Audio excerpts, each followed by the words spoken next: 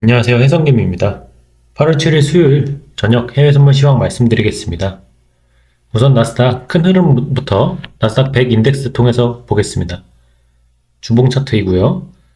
대파동 1파동이 2002년 10월부터 2007년 10월까지 진행 후에 2파동이 진행되었고 3파동은 2009년부터 2021년까지 진행 후에 4파동이 2022년 동안 진행되었고 이후 5파동 구간으로 보고 있습니다. 현재 5파동 구간은 2022년 10월 말부터 시작해서 2023년 7월까지 소파동 1파동, 이후 2파동이 7, 8, 9, 10월 나타났고 소파동 3파동은 최근 7월 초까지 진행되었고 현재는 소파동 4파동 구간으로 보고 있습니다. 최근 구간 흐름 선물 차트로 보시면은 1, 2, 3, 4, 5로 W 하락 파동을 만든 후 익스펜디드 플랫으로 X파 반등파 만든 후에 다시 한번 Y파로 떨어지고 있는 것으로 보고 있습니다. 제가 오전에도 말씀드렸지만 이번 하락 파동이 기간적으로는 W파와 맞지 않지만 하락 크기 자체는 W파보다 더 크게 나왔기 때문에 WXY로 끝난 것일 수도 있고 기간적인 부분까지 생각했을 때는 지그재그로 A, B, C 한 파동 더 빠질 수 있는 가능성을 보고 있습니다. 그렇다면 반등이 나온다면 어디까지 나오고 어느 기준선을 넘어가면 한 파동 크게 하락 없이 상승을 볼 수 있는지에 대해서 좀 설명드리고자 합니다. 우선 현재는 이 저항선을 뚫고 올라와주는 모습을 보이고 있습니다.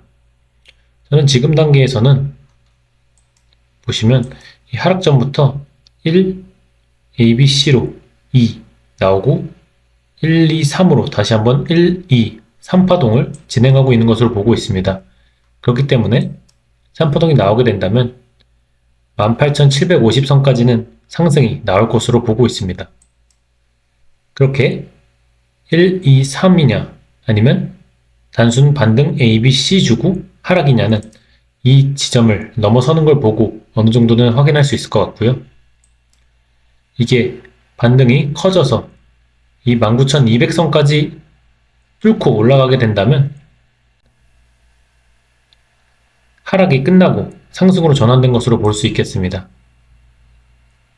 왜냐면 지금 상황에서 WXY가 된다면은 지그재그로 A, B, C로 파동이 줘야 되는데 A 그리고 반등 B파가 여기까지 나오게 되면 사실 C파를 주기는 어려운 상황이거든요. 물론 그렇게 나올 수도 있겠지만 근데 이번 주 내내 반등이 나왔다가 하락이 진행된다면 이 기간상으로 이전 W파와 맞지 않는 부분이 생기기 때문에 이번 주 내내 반등이 진행된다면 다시 하락이 나올지라도 Y파는 이미 끝난 것이고 크게 1, 2 주고 올라가는 모습으로 상정하는 게 좋겠습니다. 그래서 반등의 기간과 폭이 어느 정도 이후 모양을 결정하는 데 중요한 단서가 되겠습니다. 그래서 제가 지금 주요하게 보고 있는 선은 18,750선과 19,200선입니다. 18,750까지는 넉넉히 가질 수 있을 것으로 보고 있고요. 이후에 얼마나 떨어지는지, 얼마나 오르는지를 자세히 봐야겠습니다. 단기적인 흐름은 그거를 통해서 확인을 할 수 있겠습니다. 비즈니스물 채권금리 제가 지속적으로 말씀드리고 있는데 2023년 10월 말에 고점 찍고 A, B, C로 크게 떨어져주는 모습 보이고 있습니다. 다만 최근 갑자기 급락이 나왔기 때문에 기술적인 반등을 보여주고 있는데요. 지금 며칠 더 오를 수는 있어도 재차 하락하는 모습 보여줄 거로 보고 있습니다. 30년물 채권 선물 같이 보겠습니다. 30년물 채권 선물 보면 대파동 1파동이 23년 10월 말부터 12월 말까지 진행된 후에 대파동 2파동은 4월 중순까지 진행되었고 현재는 3파동 진행 중인 것으로 보고 있습니다. 최근에 3회 1, 3회 2파동 후에 3회 3파동이 진행 중인 구간인데 그 중에서도 3회 3회 1, 3회 3회 2파동을 준 후에 3회 3회 3파동 구간이 진행되고 있습니다. 다만 제가 떨어질 때 이 3의 3의 3파동이 이미 끝나고 3의 3의 4파동이 진행 중인 것일 수 있다고 말씀드렸는데 현재 하락의 폭을 보면 그렇게 보는 게 합당해 보입니다. 그래서 3의 3파동 구간이 1, 2, 3, 4, 5 이런 식으로 진행되지 않을까 생각하고 있습니다.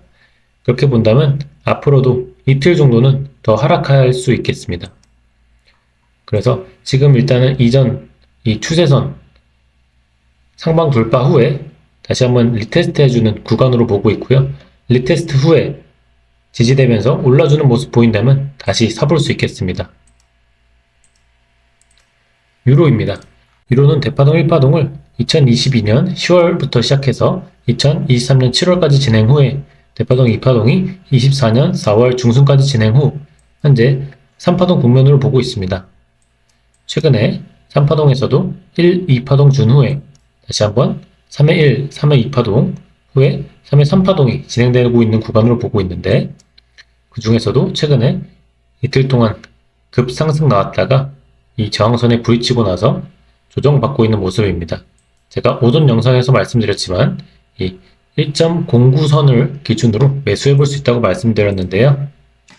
이후 현황 보시면 ABC로 떨어지고 다시 한번 상승했다가 하락 나왔지만 쭉 떨어지지 못하고 지지되는 모습 보이고 있습니다. 쌍바닥 보여주면서 올라가려는 모습 보여주고 있습니다. 지금 구간도 조금씩은 매수해도 되는 구간이고요. 이 1.09까지 온다면은 조금 더 비중 실어서 매수할 수 있는 구간으로 보고 있습니다. 그래서 장기적으로는 상승할 수 있는 차트이니 참고하셔서 매매하시면 좋겠습니다. 골드입니다.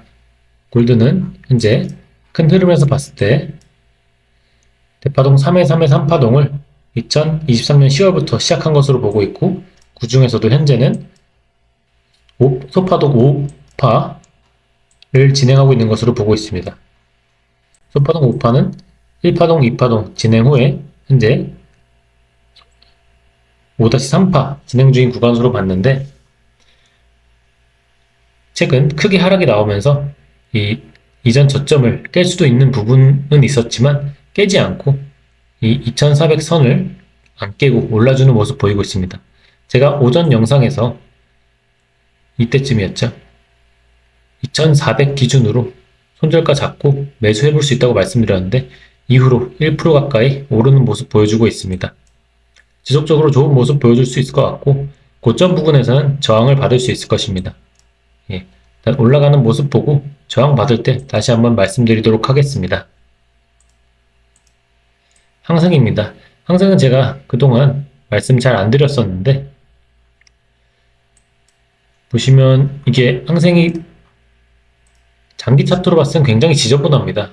파동 카운팅을 하기 굉장히 어려운 부분이 있는데 일단은 2017년부터 2022년까지 약 60%에 가까운 하락이 나왔기 때문에 그 뒤부터 카운팅을 좀 해보겠습니다.